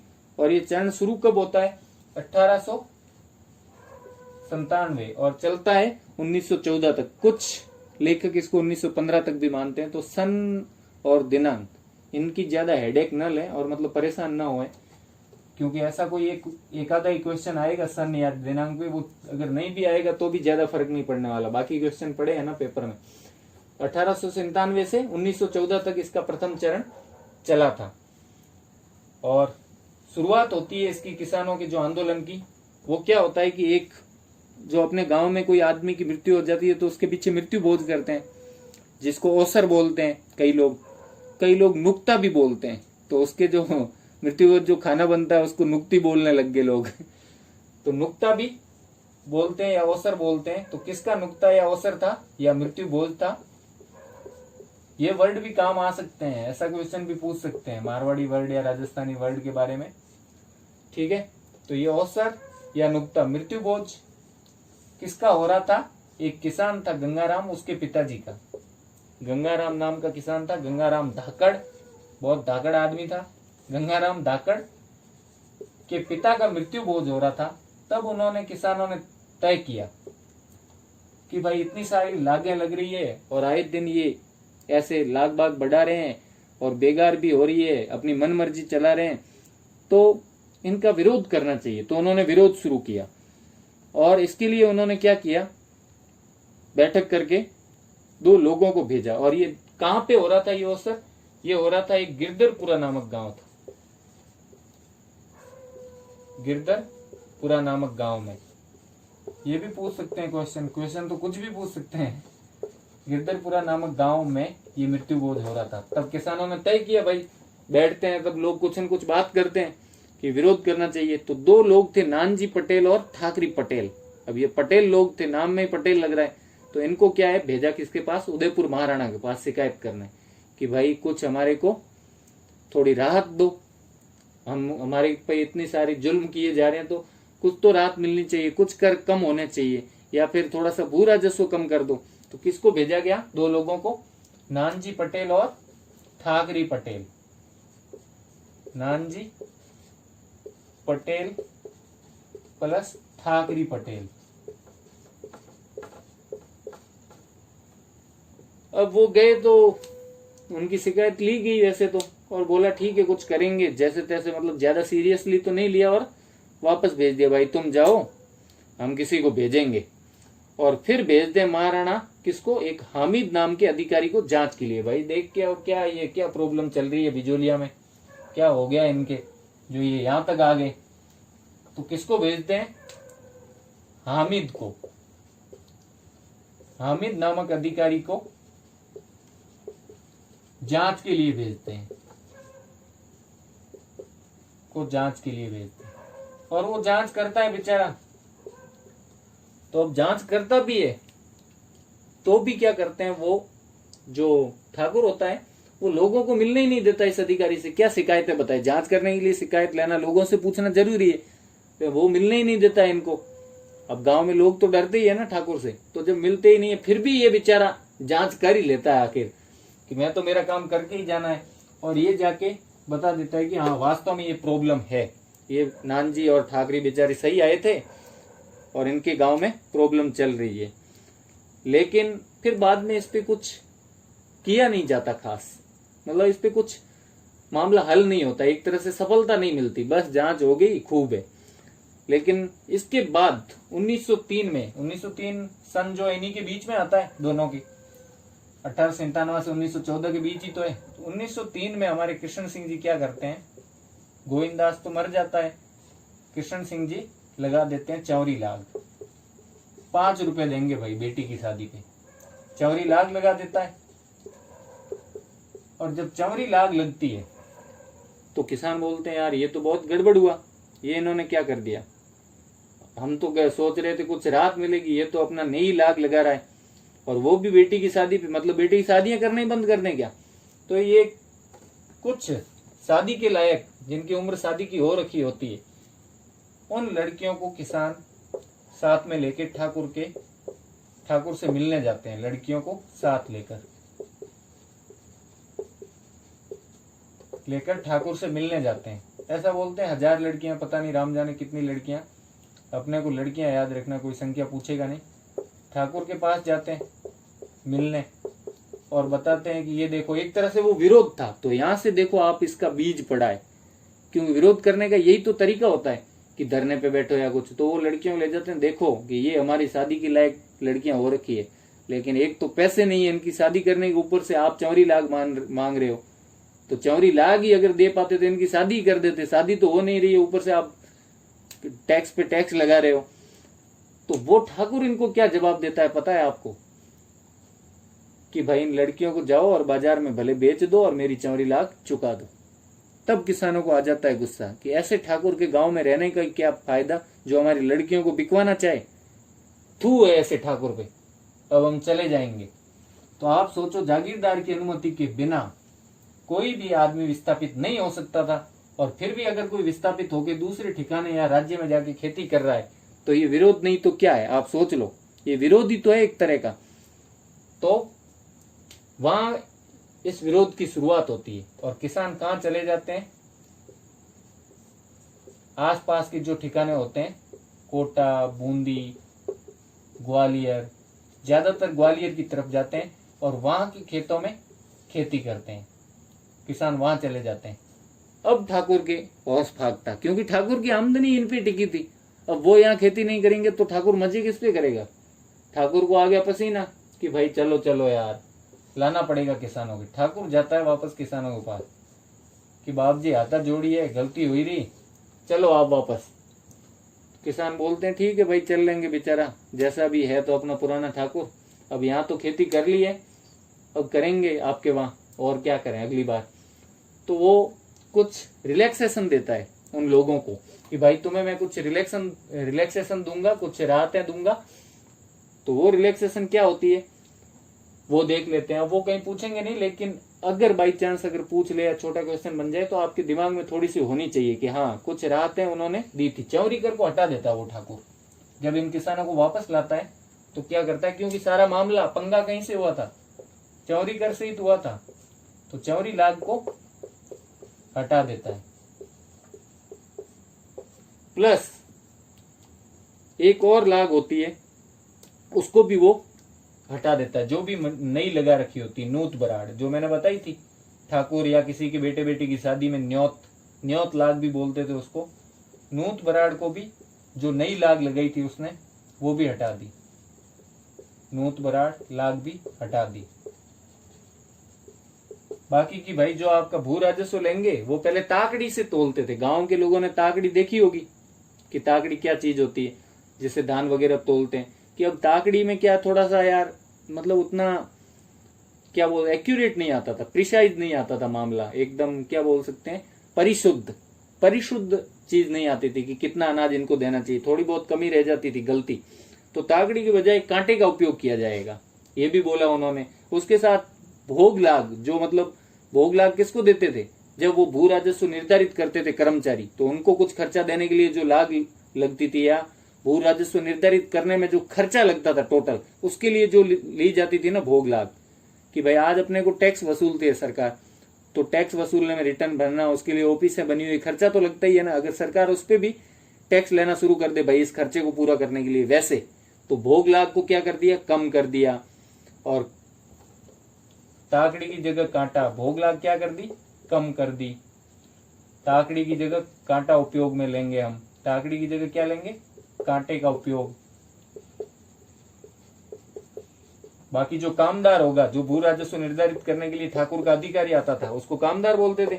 तो कामदार जब कूता करेगा तो वो एक तो पटेल और 5 किसान साथ में होंगे, उनकी सहमति से करेगा। क्यों, लाटा कूटा में ही तो उनको प्रॉब्लम थी कि ये तो गलत है, अंदाजा गलत लगा लेते हैं। तो 5 किसान और 1 पटेल वो पास में खड़े रहेंगे, वो बोलेंगे हाँ भाई ये सही तो सही, हाँ तो ठप्पा लगा दो, इतना देना है अनाज। तो उनकी सहमति होनी चाहिए, उनकी कंसेंट होनी चाहिए कि हाँ ये जो किया गया है भू राजस्व का निर्धारण वो सही है। तो वो भी एक उन्होंने उनको राहत दी। और अफीम पर जो हासिल ली जाती थी, अफीम पर वो भी कम कर दी। उसके अलावा जूट और सूत जो थे उन पे जो भू राजस्व लिया जाता था वो भी कम कर दिया। हासिल मतलब मैं कभी कभी वर्ड बोलता हूँ ना बीच में, हासिल, ये भी बड़े बुजुर्गों को पता होगा, जिसको हासिल बोलते हैं कि हासिल लेने आगे, मतलब नकद राजस्व जो लिया जाता था वो। और जो बंटा था, बंटा मतलब उनका भाग, शेयर, जो शेयर मतलब भाग ही तो होता है, जो ठाकुर का भाग होता था बंटा, वो कितना कर दिया। तो पहले तो वो लिया जाता था हाफ पूरा, अब उसको 1/2 से कितना कर दिया, 2/5 कर दिया। और ऐसी बहुत सारी कि बबूल को तुम काट सकते हो, लेकिन अगर बेचोगे बबूल तो फिर उसका जो मूल्य मिलेगा उसका आधा ठिकाने में जमा करवाना पड़ेगा। और खार लखार जो लाग थी वो भी कम कर दी गई। पूला लाग, पूला मतलब जो पूला, गांव में अगर एक पौधा होता है उसको भिगो के पहले जमीन में रखते हैं, फिर उससे रस्सियां वगैरह बनाते, पूले बोलते हैं उनको। वो पौधा जब इकट्ठा करके ऐसे जब भिगो के उनको पकड़ते हैं ना, उसकी पौधे की क्या बोलते हैं अपन, जैसे डालियां जो होती है पौधे की, तो क्या डालियां होगी जो जमीन से ऐसे सीधी निकली होती है, उनको साथ में पकड़ते हैं, उसको पूला बोलते हैं, पूला। तो पूला, ये तो पूला लाग थी वो भी कम कर दी। पहले तो क्या था कि भाई 300 अगर पूले होंगे ना तो उनपे 1 रुपया लगेगा, तो बाद में 1000 पूलों पे 1 रुपया कर दिया, ऐसे उसको भी कम कर दिया। और भैंस को कब बेगार के लिए काम में लिया जाएगा, ठिकाने में भैंस को कब बुलाया जाएगा, जब कोई या तो यूरोपियन मतलब अंग्रेज आएगा या फिर महाराणा अपने ठिकाने में आएंगे तभी बुलाएंगे। ऐसे रोज रोज ठाकुर के काम के लिए हम नहीं बुलाएंगे भैंस को आपकी। और दूसरा था कि घोड़े की घास, ये भी एक लाग थी, मैंने बताया था, जो ठाकुर के घोड़े की घास के लिए लेते थे, घोड़े की घास उसको भी हटा दिया। तो हटाने में प्लस एक और थी घोड़े की घास, इसको भी हटा दिया। तो काफी राहत दी इस कृष्ण सिंह ने उनको, क्योंकि झटका लगा दिया ना उन्होंने दूसरी जगह जाके, जबकि दूसरी जगह जाना मतलब संभव भी नहीं था उसकी अनुमति के बिना। ठाकुर फिर भी चले गए, तो मतलब एक तरह से विरोध हो गया ना वो। और साथ में अगर कि किसान को अगर सुअर तंग करेंगे, किसान की फसल खाएंगे, तो उनको भी आप यहाँ से भगा और मार सकते हो भाई, कि नहीं तो सुअर सारा अनाज खा लेते थे। और ठाकुर बोलता था इनको तुम मार नहीं सकते, भगा नहीं सकते। और मापा जो लाग थी, कस्टम ड्यूटी जो लगती थी, उसको भी कम कर दिया। और सिंगोटी जो थी, जो मैंने बताया था सिंगोटी, ये लाग भी पहले लगती थी, जो सींग वाले पशुओं पे लगती थी। किस पे लगती थी, ऊपर लिख देता हूं मैं। सिंगोटी किस पे लगती थी, सींग वाले पशुओं पे, वो भी हटा दी उन्होंने। सिंगोटी लाग किस पे लगती थी, सींग वाले पशु या मवेशी, मवेशियों पे लगती थी। सींग वाले पशुओं पर जो लगती थी उसको भी क्या किया, हटा दिया, एबोलिश कर दिया। तो ये इतनी सारी राहतें उसने दी, किसने, अपने ठाकुर कृष्ण सिंह ने। और फिर क्या हुआ कि बेचारे कृष्ण सिंह की भी मृत्यु हो गई। और तो 1906 में क्या होता है, कृष्ण सिंह की मृत्यु हो जाती है। अब कृष्ण सिंह तो चला गया और इसका कोई उत्तराधिकारी नहीं था। तो इसका जो नजदीकी रिलेशन में था, एक इसका नजदीकी रिलेशन में, रिश्ते में नजदीकी रिश्तेदार था पृथ्वी सिंह, उसको बना दिया जाता है यहाँ का ठाकुर या ठिकानेदार, जागीरदार, सामंत, ठीक है। और पृथ्वी सिंह ये कामा से बिलोंग करता है, कामा भरतपुर, क्योंकि ये जो ठिकाना था शुरू में दिया भी किसको गया था, भरतपुर वालों को। अब अपन ये बात कर रहे हैं कि भाई रिश्तेदार तो कृष्ण सिंह का था, तो जरूरी नहीं है। अब वहां के रिश्तेदार में तो मामा भांजा कोई भी हो सकता है इनके रिश्ते स्थानीय लोग जो थे मेवाड़ के, जो गहलोत वगैरह या दूसरे जो भी, उनसे भी हुए होंगे। तो हो सकता है ये कौन सा रिश्तेदार था ये नहीं पता, नजदीकी रिश्तेदार था इसका पृथ्वी सिंह, तो उसको बना दिया। तो वो कामा भरतपुर का था, तो उसे किसानों से थोड़ा मतलब इतनी ज्यादा कोई लगाव या फिर उनके बीच में सामंजस्य नहीं था, न ही कोई सिंपैथी या हमदर्दी थी, और नहीं वो उनकी परेशानियों को समझता था। अब कोई बाहरी आदमी आएगा तो उनको थोड़ी सी मतलब स्थानीय लोगों से कम लगाव होगा। तो ये तो सामान्य सी बात थी। तो इसने क्या किया, अब कृष्ण सिंह ने रियायतें दी, पहले चमरी कर लगाया, वो हटाया। और इसके बीच में एक इंपॉर्टेंट बात और बता दूं, जब कृष्ण सिंह के टाइम पहले, मतलब कृष्ण सिंह ने तो 1903 में लगाया था चमरी कर, तो 1899 और 1900 में अकाल पड़ा था यहाँ पे। तो किसान तो वैसे ही बेचारे मरे हुए थे अकाल के मारे, और ऊपर से उसने लगाया कृष्ण सिंह ने चमरी कर, फिर हटाया और रियायतें दी और मर गया 1906 में। और उसके बाद पृथ्वी सिंह बना, तो उसने आते ही क्या कर दिया, अब जो नया ठाकुर बनता था उसको राज्य को एक शुल्क देना पड़ता था, उत्तराधिकार शुल्क ठाकुर को। किसको, जो ठाकुर या सामंत था उसको राज्य को एक शुल्क देना पड़ता था, वो था उत्तराधिकार शुल्क। क्योंकि अब उत्तराधिकारी बना है, जो नया उत्तराधिकारी बनता था ना उसको उत्तराधिकार शुल्क देना पड़ता था। और ये ठाकुर या सामंत जो था वो अपने खजाने में से देता था, खूब लूटता था वैसे भी किसानों को अनेक प्रकार की लाग बाग से, और भू राजस्व का हिस्सा भी उसको मिलता था, तो उसमें से देना होता था। लेकिन ये तो इतना लालची था कि इसने सोचा ये मेरे में से क्यों दूं, ये भी किसानों से लूं। तो उसने क्या किया, किसानों पे एक नई लाग लगा दी, तलवार बंधाई। कौन सी लाग लगा दी, तलवार बंधाई। और ये लगाई थी 1906 में। 1906 में ये मरा, 1906 में ये बनते ही इसने तलवार बंधाई कर लगा दिया। और उसके साथ एक घुड़पुड़ी नाम की लाग और लगा दी। अब ऐसे तो कई प्रकार की लागें नहीं लगाते रहते थे, लेकिन ये उन लोगों को सहन नहीं हुआ, किसानों को, तलवार बंधाई। क्योंकि उत्तराधिकार शुल्क खुद को देना और वो भी हमसे ले रहा है, और ये वो किसानों से लेने लग गया। किससे लेने लग गया, किसानों से। और वहां से लेके और फिर उत्तराधिकार शुल्क के नाम पे राज्य को देता था। तो अब किसानों को गुस्सा आ गया, भाई साहब ये तो हमारे साथ क्या हो रहा है, अत्याचार हो रहा है। पहले वाले से निकले नहीं कि दूसरा आया, और इसने भी आते ही कुछ दिन भी नहीं हुआ, आते ही, जब उत्तराधिकार शुल्क तो बनते ही जमा करवाना पड़ता है, तो बनते ही उसने लगा दी। तो अब किसानों ने इसका विरोध किया, और विरोध किया। और एक साधु सीताराम दास थे, साधु सीताराम दास, उनके नेतृत्व में। तो पहले चरण में अगर नेतृत्व देखेंगे तो खास यही है। पहले तो पंचायत के द्वारा सब कुछ था, धाकड़ पंचायत ने ही फैसला किया था मृत्यु भोज पे। लेकिन बाद में अभी प्रथम चरण ही चल रहा है, क्योंकि प्रथम चरण थोड़ा सा लंबा था कि भाई पंचायत से शुरू हुआ, उन लोगों ने विरोध किया, फिर वो कृष्ण सिंह मरा, ये आया। तो मेनली अब यहाँ जो लोगों को प्रेरित करने वाला पहले भी जो आदमी था यही था। तो साधु सीताराम दास 1913 में, 1913 की बात है, नेतृत्व संभाल लेते पूरी तरीके से, और साथ में जाते हैं कहां पे, सामंत या जागीरदार से मिलने, उसकी हवेली पे, जागीरदार की हवेली पे साथ में जाते हैं किसानों के, और 1000 किसानों को लेके, किसके विरोध में, तलवार बंधाई का विरोध करने। लेकिन वो क्या कर देता है, ठाकुर इग्नोर कर देता है किसानों को बिल्कुल भी, और मिलने से मना तक कर देता है। वो उनकी शक्ल तक नहीं देखना चाहता, और उसको तो पैसों से मतलब होता है, मिलने से भी मना कर देता है। अब जब मिलने से मना कर देता है तो बोलते हैं अच्छा कृष्ण सिंह को मजा चखाया ना, वैसे इसको थोड़ा सा मजा चखाना पड़ेगा तभी ये लाइन पे आएगा।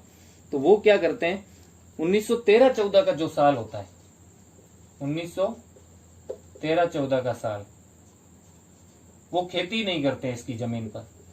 इसकी जमीन पर जैसे पहले गए थे कृष्ण सिंह के टाइम, ग्वालियर चले गए, वैसे इसकी जमीन को छोड़ देते हैं और खेती नहीं करते हैं। मतलब वहां से पलायन तो नहीं करते, लेकिन इसकी जमीन पर खेती नहीं करते हैं। और खेती नहीं करेंगे तो फिर राजस्व कहां से, अब अन्न उगेगा तभी तो उसका हिस्सा बांटेंगे। खेती नहीं करते हैं, और कहाँ खेती करते हैं फिर, यहाँ नहीं करेंगे तो कहीं तो उन खुद को तो दाने खाने पड़ेंगे ना पेट में। तो उसके लिए वो क्या करते हैं, जो पास के इलाके, जैसे पिछली बार ग्वालियर गए थे वैसे ही कोटा बूंदी, मैंने बताया था आपको, ये इसकी सीमा पर थे ही, कोटा बूंदी। तो कुछ किसान कोटा बूंदी में, कुछ ग्वालियर में, और कुछ जो उदयपुर की खालसा भूमि होती है ना, उदयपुर की खालसा भूमि में खेती कर लेते हैं। अब इसमें जरूरी नहीं है कि वो खालसा में कैसे चले गए, तो विरोध दर्शाना था, तभी तो इसको आंदोलन बोलते हैं कि पहली बार आवाज उठाई थी। बाकी तो जागीरदार की मर्जी के बिना वो हिल भी नहीं सकते थे, जा भी नहीं सकते थे, उसकी अनुमति लेनी पड़ती। लेकिन विरोध स्वरूप ही तो गए हैं, और कि भाई उदयपुर खालसा उनको नहीं करने देते तो तो वो किसी दूसरे किसान के अंडर में कर लेते थे, भाई कि मेरे को थोड़ा सा हिस्सा दे देना, मैं तेरे साथ हेल्प करवा रहा हूं वैसे। तो यहां जाके वो खेती कर लेते हैं। और तब तक क्या होता है, ये अपना पृथ्वी सिंह भी सलट जाता है, मतलब मर जाता है। तो पृथ्वी सिंह की भी मृत्यु हो जाती है 1913 में। 1913 में पृथ्वी सिंह की क्या हो जाती है, 13वीं हो जाती है। और फिर अब पृथ्वी सिंह का कोई ना कोई उत्तराधिकारी बनेगा, लेकिन जो पृथ्वी सिंह का बेटा था उसका नाम था केसर सिंह। क्या नाम था, केसर सिंह। ये बेटा था और ये नाबालिग था। अब जब नाबालिग होगा ना, तो वो जो ठिकाना है वो किसके अंडर में चला जाएगा, राज्य के अंडर में। अब सारा कुछ उसका काम राज्य देखेगा, क्योंकि नाबालिग तो संभाल नहीं सकता। तो उसके कारण अब ये ठिकाना सीधे नियंत्रण में आ गया, किसके, सीधे नियंत्रण में, राज्य के। तो अब तो ये खालसा, मतलब इसकी स्थिति कैसी होगी, खालसा जैसी। जागीरदार है तो सही, लेकिन नाबालिग है, इसलिए वो एक तरह से उसके वार्डन के रूप में राज्य रहता था। तो अब राज्य के सीधे नियंत्रण में आने के कारण अब इनका जो लेन देन है वो कौन संभालेगा। मैंने बताया था आपको, महकमा खास वही देखता था, राजस्व का हेड वही होता था। अपने जैसे एचओडी होते हैं ना, हेड ऑफ डिपार्टमेंट, तो खास मतलब हेड, महकमा मतलब डिपार्टमेंट। तो ये एक तरह से एचओडी था राजस्व विभाग का, वही देखता था। उसके आगे वाले जो अधिकारी थे वो वहां से क्या लाएंगे, क्या कलेक्ट करेंगे, जो अपना भू राजस्व है वो। तो इसके अंडर में आया। तो किसानों ने फिर क्या किया, मतलब इनको अर्जियां लिखनी स्टार्ट की और इनको कहना स्टार्ट किया कि भाई हमारा कोई सॉल्यूशन करो, ये तलवार बंधाई कर जो लगाया इसको हम हमारे से वसूल लिया और आगे भी वसूला जाएगा, तो इसको हटाओ। और दूसरे भी जो बेगार वेगार है उनसे संबंधित भी शिकायत की कि हमारे को लाग बाग बहुत ज्यादा है, कम करो। तब 1914 में क्या तय होता है, ये पहले तो ये क्या करता है महकमा खास कि भाई जांच तो करनी होगी, तो 2 अधिकारियों को भेजता है, 2 अधिकारी भेजता है जांच करने के लिए, 2 अधिकारी भेजता है जांच के लिए। और जांच करते हैं तो वो सही पाते हैं, शिकायतें सही पाते हैं, तो फिर इनको राज्य भी क्या देता है, रियायतें देता है। रियायतें जैसे कृष्ण सिंह ने रियायतें दी थी ना, वैसे ही राज्य ने भी इनको क्या दी, रियायतें, कि कुछ रियायतें तुम्हारे को हम दे देते हैं और तुम ये आंदोलन बंद कर दो। लेकिन इसके बीच में मैं आपको एक इंपॉर्टेंट और बात बता दूं, क्योंकि 1913-14 का टाइम चल रहा है, तो इन्हीं से प्रेरित होके अब खरबूजे को देख के खरबूजा रंग बदलता है। तो 1912-13 में इनको देख के इन्हीं के पास भील आंदोलन एक तरह से शुरू हो जाता है, आदिवासियों का आंदोलन, भील आंदोलन, या जो एक ही आंदोलन बोल सकते हैं, भील आंदोलन शुरू हो जाता है। और वो भी इनसे प्रेरित होके करते हैं, इससे प्रेरित इनकी बातें सुनते हैं, भाई वहां वाले उस ठिकाने वालों ने ये किया है, तो ये भी क्या करते हैं, आंदोलन शुरू कर देते हैं। अब पृथ्वी सिंह मर गया, रियायतें भी दे दी। तो रियायतें कौन कौन सी थी, थोड़ी सी अपन एक नजर उन पर डाल लेते हैं, हल्की सी। वैसे ऐसा पूछते नहीं, लेकिन अगर अपने नॉलेज में रहे ना, तो उनमें से कोई एक आधी लाग वगैरह उठा के पूछ सकते हैं, या कोई अगर बड़ा क्वेश्चन आ जाए 5 नंबर का, तो हो सकता है अपन उसमें से कुछ लिख दें, क्योंकि पूछने को तो ये भी उसी में ही आता है, राजस्थान हिस्ट्री में तो पूछ ही सकते हैं। लेकिन जो ट्रेंड चला आ रहा है, कुछ सामान्य क्वेश्चन है वही पूछते हैं रोज के रोज। लेकिन अब अपन तो सब पढ़ेंगे, क्योंकि हम पूरी कहानी की तरह देखेंगे ना, तो अपने को याद रहेगा कि हाँ ये रियायत प्रदान की गई थी, तो थोड़ा ज्यादा रहता है। तो रियायतें थी जो राज्य ने दी उनको। तो पहली तो ये थी कि जो भोग था, भोग मतलब भू राजस्व, भाग भोग जिसको बोलते थे, भाग भोग, और या बंटा, बंटा मतलब बंट, मारवाड़ी में अपने बोलते हैं बंट, बंट मतलब मेरा हिस्सा। तो राज्य का जो हिस्सा था उसको बंटा बोलते थे, और जो इस आधार पे भू राजस्व निर्धारित करते थे उसको बटाई सिस्टम बोलते थे, बटाई या बंटाई, हिस्सा मान लो। वो पहले कितना किया था कृष्ण सिंह ने, 2/5। तो अब 2/5 से भी करके उन्होंने कितना कर दिया राज्य ने, 1/3। 2/5 से कितना कर दिया, 1/3। और कृष्ण सिंह ने भी बबूल काटने की अनुमति दी, वो राज्य ने स्वयं दे दी बबूल काटने की अनुमति। अब इसमें क्या होता है कि उसने रियायतें दी, तो हो सकता है आगे उनको बताया नहीं, बस किसानों तक बोल दिया हो कि हाँ भाई बबूल काट सकते हो। तो राज्य ने ये सोचा कि पहले भाई जो नियम लिखे उनमें तो बबूल काटने की अनुमति नहीं है राज्य के अंडर में, तो उन्होंने दे दी। और दूसरी बात ये मान सकते हैं कि जो रियायतें देते भी थे ना, वो इतनी लागू नहीं हो पाती थी, इसलिए दोबारा उन्होंने बबूल काटने की अनुमति दे दी। और तीसरा था कि जो सूत है और आम और महुआ है, इन पे क्या किया, जो राजस्व था वो कम कर दिया, राजस्व को कम कर दिया। और सूत पे तो जो राजस्व लेते थे, और मैंने बताया था कि राजस्व तो लेते ही थे, राजस्व के साथ सेस मतलब उपकर, कर के ऊपर जो कर लगता है ना उपकर, वो भी लेते थे। तो सूत के ऊपर जो लगने वाला उपकर था, या एक तरह से जो लाग थी इसके ऊपर अलग से जो लगती थी, वो भी कम कर दी गई। और आम महुआ के राजस्व कम कर दिया। और इसके बाद बेगार के बारे में एक काम किया कि ईंधन, अब गांव में जो पहले अपने रोटी वगैरह पकाते थे वो किस पे पकाते थे, लकड़ियों पे, उनको ईंधन बोलते थे। इधर उधर जो अपन खेती के लिए जमीन होती है और जिस जमीन पे थोड़ी सी खेती नहीं करते हैं, वहां पे जो झाड़ जंखाड़ होते हैं वो सूखे हुए, उनको तोड़ के लाते हैं, वो ईंधन होता है, उनसे ही कोई काम, आग वगैरह जला के कोई काम करते हैं, रोटी पकाना, बाकी जो भी आग के काम है वो, तो ये ईंधन कहलाता है। और गांव में इसको जो मारवाड़ी लोग हैं उनको तो पता होगा, ईंधनिया बोलते हैं, ईंधनिया मतलब ईंधनिया। तो ईंधन लाते थे ये। तो बरसात के दिनों में तो क्या होता था, जब लोगों को आंधी दिखती कि आंधी आ रही है, बादल आ रहे हैं, तो जल्दी से जाओ और ईंधन ले आओ और जमा कर लो घर में काफी सारा, क्योंकि अगर बरसात होगी तो लकड़ियां गीली हो जाएगी और फिर जल नहीं पाएगी। तो ईंधन प्लस घास वर्षा के दिनों में ठिकाने में नहीं पहुंचानी है, इसकी बेगार खत्म कर दी। वर्षा के दिनों में क्या करना है, ठिकाने में नहीं पहुंचानी है, क्योंकि एक तरह की बेगार ही थी कि खुद की तो लाओ ही लाओ, ठिकाने में नहीं पहुंचानी। और हमारी भी पहुंचाओ, खुद का ईंधन जब तुम लाओ तो थोड़ा हमारा भी यहाँ पहुंचा जाओ, घास भी पहुंचा जाओ हमारे घोड़े वगैरह के लिए, ताकि हमें न लाना पड़े। उनके मतलब जो रखे हुए थे, अब ठिकाने में भी कुछ लोग तो रखे लगे रहते थे, लेकिन उनको नहीं लाने का बोलते थे, किसानों से ही ले लेते थे। तो ये वाली बेगार बंद करवा दी। ये क्या एक तरह की बेगार है। तो ईंधन और घास की जो बेगार थी वर्षा के दिनों में, वो बंद करवा दी। और एक और था पांचवा, कि जो कामदार होता था, मैंने बताया था कामदार कौन होता था, जो राजस्व का निर्धारण करता था और राजस्व लेने आता था, वो कामदार होता था, अधिकारी ठिकाने द्वारा नियुक्त। तो कामदार के साथ जो होगा, चेला चाटी, आनिया भानिया थानिया भगानिया, ठीक है, तो कामदार के साथ वाले सहयोगियों को कुछ नहीं मिलेगा, कुछ खर्च नहीं देना। साथ वाले सहयोगी जो साथ में बाट वाट पकड़ के रखते थे ना, हासा हासा चमचे होते हैं ना कुछ वैसे, तो वो भी अपने साथ एक लेके घूमता था।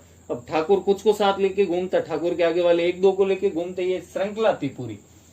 तो सहयोगी को कोई खर्च नहीं देना, उसको कोई लाग नहीं देना, कोई लाग या खर्च नहीं देना। तो ये इतनी रियायतें इसमें प्रदान की। अब पिछली वाली कृष्ण सिंह वाली भी रियायतें हमने देख ली थी, तो उसमें एक साथ ऐसे याद रखो कि कौन कौन सी लाग अबोलिश कर दी, 3 प्रकार की, वैसे याद रखना आपको। और इसमें क्या क्या किया, वो इसमें सब, अब जैसे सूत और आम महुआ, तीनों का राजस्व कम कर दिया, तो एक पूरी अपने को 2 वाली चीजें एक में याद हो गई। और ईंधन घास साथ में रख दो ऐसे, ठीक है। तो ये रियायतें राज्य द्वारा इनको प्रदान की गई, लेकिन वास्तव में ये रियायतें एक भी लागू नहीं हुई। लेकिन लागू नहीं हुई तो कम से कम घोषित तो की। तो जैसे ही घोषित की, किसानों पे एक प्रभाव पड़ा, क्योंकि 1913-14 में तो किसानों ने यहाँ पे हल जोते नहीं थे, इस ठिकाने में बाहर जाके जोते थे। लेकिन जब ये रियायतें घोषित हुई, घोषित होते ही उन्होंने क्या किया, वापस अपनी जमीन में खेती करना स्टार्ट कर दिया, जमीन में खेती करना स्टार्ट कर दिया। और ये रियायतें कब दी थी, 1914 में, क्योंकि 13 में वो पृथ्वी सिंह मरा था, 14 में ये रियायतें दी गई थी। तो अपनी जमीन में खेती स्टार्ट कर दी, प्रारंभ कर दी, ठीक है। तो इससे क्या हुआ कि आंदोलन थोड़ा कम जरूर हो गया, मतलब इससे क्या हो गया, आंदोलन कम जरूर हो गया, लेकिन विरोध पूरी तरह बंद नहीं हुआ। वो विरोध करते रहे, खेती तो स्टार्ट कर दी, लेकिन विरोध चालू रहा, थोड़ा बहुत विरोध चालू रहा, खेती करने के बावजूद भी। और विरोध करने वाले कुछ स्थानीय नेता भी थे जिनके नाम आते हैं, जैसे प्रेमचंद भील, ब्रह्मदेव, फतेहकरण चारण, ये 3 नाम तो आप याद रखना। उन्होंने विरोध चालू रखा, इसीलिए तो प्रथम चरण को कई लोग 1914 तक मानते कि भाई खेती स्टार्ट कर दी, प्रथम चरण यही खत्म। 15 तो एकदम शांत रहा, 15 वाला साल, और कई 15 तक मानते हैं कि अब शांत भी रहा, लेकिन विरोध तो हो ही रहा था ना, इसलिए 15 तक भी मान लेते हैं। तो 14-15 अब ऑप्शन में ऐसी चीज अगर विवादास्पद है तो देंगे नहीं वैसे, थोड़ा सा कि भाई कितना मानते हैं। और जब सब्जेक्टिव में अपने लिखना है तब आप भले 15 लिख देना, वो समझ जाएंगे। जिन्होंने हिस्ट्री पढ़ी है वो तो समझेंगे कि हाँ 15 तक थोड़ा विरोध चालू रहा था। तो 1915 तक विरोध चालू रहा। और कौन थे विरोध करने वाले? ब्रह्मदेव और दूसरा प्रेमचंद भील और तीसरे कौन थे?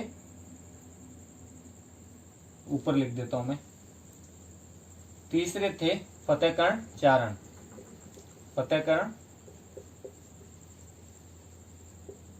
चारण। इन्होंने, ये स्थानीय नेता थे। कैसे नेता थे? स्थानीय नेता थे। इन्होंने विरोध चालू रखा, विरोध करते रहे। जैसे कुछ लोग होते हैं ना आजकल, जैसे विरोध चलता है किसी भी चीज का एफबी पे ही चलता है कि हाँ ये कर दो, ये आदमी गलत कर रहा है, ये नेता ऐसे कर रहा है, इनके साथ जबरदस्ती हो रही है, पुलिस फलाना कर रही है। ये किस पे चलता है? लोग वास्तव में तो विरोध करते नहीं, एफबी पे खूब विरोध चलाते हैं। सपोर्ट भी करना होता तो एफबी पे करते हैं। तो ये भी नाम कैसे याद रखना है आपको? एफ मतलब फतेहकरण चारण, बी मतलब ब्रह्मदेव का बी और प्रेमचंद भील का पी। एफ बी पे मतलब ये पी याद रखना है, एफ बी पे। तो तीनों नाम याद हो जाएंगे। तो इन्होंने स्थानीय विरोध चालू रखा। एफ बी पे एक दूसरे से कांटेक्ट करते रहते थे। ठीक है, तो यहाँ पे अपना ये जो प्रथम चरण है ये समाप्त हो जाता है। और एक बार अपन जल्दी से अगर वापस देख लें इस चरण को, तो वापस बता देता हूं जल्दी कि पहले मृत्यु भोज के टाइम, गंगाराम धाकड़ के पिता की मृत्यु भोज के टाइम क्या हुआ? जो धाकड़ पंचायत है वो तय करती है कि भाई लाख बाग ज्यादा है तो अपन कम करवाने के लिए कुछ करेंगे। तो नानजी और ठाकरी पटेल दोनों को भेजते हैं किसके पास? उदयपुर महाराणा के पास। और महाराणा क्या करते हैं? एक अधिकारी नियुक्त करते हैं, हमीद नाम का अधिकारी नियुक्त करते हैं। वो वहां पे आता है लेकिन कुछ खास नहीं होता है, मतलब ये भी असफल रहता है यहाँ तक वाला मामला। और फिर क्या होता है? 1899 और 1900 में अकाल पड़ जाता है। और ऊपर से बाद में ठाकुर को गुस्सा आता है वहां वाले की, अच्छा ये दोनों गए थे कहां पे? महाराणा के पास। तो इनको क्या करता जाता है? गांव से निकाल देता है, गांव निकाला दे देते हैं एक तरह से। तो ठाकुर इन दोनों को क्या करते हैं? नानजी और ठाकरी को गांव निकाला दे देते हैं गुस्सा होके। और बाद में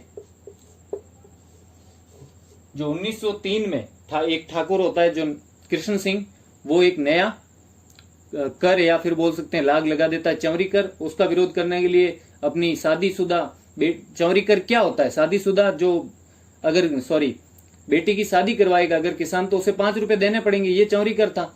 तो इसलिए इसका विरोध करने के लिए किसान अपनी बेटियों को इकट्ठा करते हैं जो शादी की उम्र होती है जिनकी, और उनको ले जाते हैं अपने साथ और ठाकुर से मिलने के लिए। तो ठाकुर बोलता है चाहे भले तुम इनको बाजार में बेच दो और मेरा चौरी कर चुका दो। तब उनको गुस्सा आता है और वो पड़ोस वाले ग्वालियर इलाके में जाके खेती करते हैं और वहां पे नहीं करते हैं। ये एक तरह का विरोध हो गया। तो यहीं से विरोध के बीज पड़े। तो ठाकुर क्या होता है? नुकसान होता है उसको राजस्व का, तो झुक जाता है और उनको वापस बुला के लाता है और कुछ रियायतें देता है। ठीक है, रियायतें अपन ने देख ली थी, फटाफट देख लेना। उसमें चौरी कर भी हटा देता है और जो अपना क्या होता है, क्या बोलते हैं उसको, सिंगोटी कर भी हटा देता है। घोड़े की घास 1 लाख थी वो भी हटा देता है इस प्रकार। और बबूल काटने की अनुमति देता है, खूब सारी बताई थी वो। ठीक है, और फिर क्या होता है? 1906 में ये भी मर जाता है, कृष्ण सिंह भी। और कृष्ण सिंह के मरने पे नया कौन बनता है उत्तराधिकारी? पृथ्वी सिंह, जो उसका नजदीकी रिश्तेदार होता है। पृथ्वी सिंह भी क्या कर देता है? बनते ही तलवार बंधाई नामक लाग लगा देता है, क्योंकि उसको उत्तराधिकार शुल्क राणा को देना पड़ता है, महाराणा को, और वो ठाकुर खुद को देना होता है, लेकिन वो किसानों से लेने के लिए तलवार बंधाई लाग लगा देता है। किसान फिर क्या करते हैं? साधु सीताराम दास के नेतृत्व में उसके पास जाते हैं, लेकिन वो मिलता नहीं है। और फिर क्या हो जाता है? 1913-14 में वो वहां पे खेती नहीं करते हैं और कोटा, बूंदी, ग्वालियर और कहां पे? खालसा, उदयपुर में खेती करते हैं। जिससे और बाद में क्या होता है कि जो पृथ्वी सिंह होता है ये तो मर जाता है, लेकिन उनका विरोध चालू रहता है। तो डायरेक्ट उसके मरने के बाद उसका बेटा जो होता है वो नाबालिग होता है। इसका डायरेक्ट किसके अंडर में आ जाता है? ठिकाना राज्य के। और राज्य को अब इनकी शिकायतें सुननी पड़ती है, तो महकमा खास 2 अधिकारियों को भेजता है। वो जांच करते हैं और फिर इनको कुछ रियायतें दी जाती है, जो भी अभी अपन ने देख ली थी कि भोग भी कम कर दिया, बबूल काटने की अनुमति, आम, महुआ, सूद पे क्या किया? अपना राजस्व कम कर दिया। और फिर ईंधन, घास ये बेकार खत्म कर दिया। और कामदार के साथ सहयोगी को कुछ भी आना भी नहीं मिलेगा, ये बातें हो गई थी अपनी। और उसके बाद कुछ स्थानीय नेता जो एफबी पे मतलब फतेहगढ़ चाण, बी ब्रह्मदेव, और पी मतलब प्रेमचंद भील, ये तीनों भी क्या करते हैं, विरोध चालू रखते हैं। इसलिए 1915 में ये प्रथम चरण पूरा हो जाता है। ये था अपना प्रथम चरण, और फिर अगला चरण हम देखेंगे दूसरे वाले वीडियो में। थैंक यू, पढ़ते रहें। और अगर आपको मेरा ये वीडियो और मेरा पढ़ाना पसंद आया हो, अच्छा लगा हो, तो अपने इस वीडियो को लाइक करें, साथ ही साथ अपने चैनल स्टडी इज ड्यूटी अमोडो मियो को सब्सक्राइब करें और अपने दोस्तों को ज्यादा से ज्यादा शेयर करें। Thank you. Study is duty.